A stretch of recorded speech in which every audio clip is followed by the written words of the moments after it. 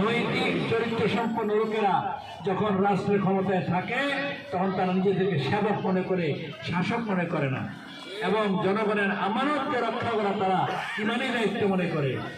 জনগণের জাল মাল ইজ্জত নিরাপত্তা তাদের প্রতি ইমানি দায়িত্ব। সুতরাং তারা এটা বিশ্বাস করে আজকে যদি ব্যত্যয় ঘটে, কাল কিয়ামতে আদালতে আখিরাতে আসামির কাঠ করে দাঁড়াইতে হবে, এই অনুভূতি তাদের শাসকদের মধ্যে থাকে। আপনারা সেই শাসন দেখেছেন মুহাম্মদুর রাসূলুল্লাহ সাল্লাল্লাহু আলাইহি ওয়াসাল্লামের মদিনা সোনার মদিনা হয়েছিল। খলিফা ওমর, হযরত আবু বকর, হযরত আলী, হযরত উসমান রাদিয়াল্লাহু আনহু, তাদের আমলে সমাজ সুন্দর ছিল। জাকাত দেওয়ার লোক ছিল না। কিসে সুন্দর সমাজ, কেউ জাকাত দেওয়ার মতো লোক ছিল না। তাদের আর্থিক অবস্থা এত সচ্ছল, এত সুন্দর হয়েছে, কেউ জাকাত খাওয়ার মতো অবস্থা ছিল না, জাকাত দিত। সেই সমাজ আমরা চাই, এবং সাম্রাজ্যবাদীরা এবং মহলেরা, এই পত্তলিকেরা যাতে এই সুন্দর সমাজ হতে না পারে সমস্ত মিডিয়াতে অপপ্রচার চালাচ্ছে। তাদের কার্যক্রম এটা, আবার যদি এখানে কোরআনের শাসন হয়, এই শোষণ জুলুম তারা করতে পারবে না, এই বেলাবেলাপনা করতে পারবে না, বন্ডামি করতে পারবে না, গুন্ডামি করতে পারবে না। সেই জন্য কার্যবাহ ইসলামের বিরুদ্ধে তারা সহায়। আরবের সব কুরাইশরা, মুশরিকরা পর্তুগে এক হয়েছিল না, সব এক হয়েছে।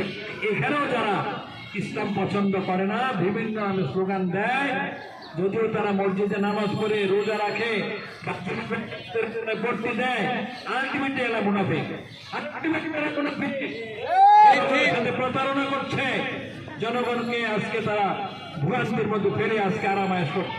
বেগম পাড়ায় বাড়ি বানায়, কার পয়সা দিয়ে বাড়ি বানান? আপনার বাবার পয়সা, জনগণের পয়সা, ট্যাক্সের পয়সা গিয়ে বিদেশে আপনার বাড়ি বানান। গত পরশু না কালকে ডক্টর ইউনূস এই মানি লন্ডারিং এর তথ্য দিয়েছেন, যারা বিদেশে এইসব সন্তান রেখে পড়িয়েছেন, 1 মাস 2 মাসের জন্য রিমিটেন্স পাঠিয়েছে 3 কোটি টাকা পার হেড। একটা ছেলের লেখাপড়া খাওয়া তাইলে কি 3 কোটি টাকা লাগে?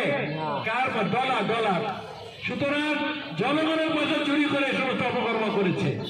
আজকে সময় এসেছে, আল্লাহ পাক সুযোগ দিয়েছেন, জনগণের জালিমদেরকে বিচার করবে ইনশাআল্লাহ। এই জালিমদের বিচার করা ছাড়া আমরা ঘরে ফিরবো না। যতক্ষণ জালিমদের বিচার করে ন্যায় বিচার প্রতিষ্ঠিত না হবে, আমরা রাজপথে ছিলাম, আসি এবং পাবো ইনশাআল্লাহ। এই সংগ্রামে আমরা আপনাদেরকে সাথে চাই, পাশে চাই। আল্লাহর দ্বীন কায়েমে আপনারা জামাত ইসলামের হাতকে শক্তিশালী করুন, এবং জামাতের সহযোগী হয়ে তাদেরকে আপনারা উৎসাহ দেন, শক্তি যোগান, এবং জালিমের বিরুদ্ধে আপনারা ঐক্যবদ্ধ হন। আল্লাহ রাব্বুল আলামিন আমাদের সবাইকে এই দ্বীনি জিহাদে, দ্বীনি আন্দোলনে, এই কাফেলায় শামিল হওয়ার তৌফিক দান করুন। সবাইকে আবারও ধন্যবাদ জ্ঞাপন করে, অনেক সময় এখানে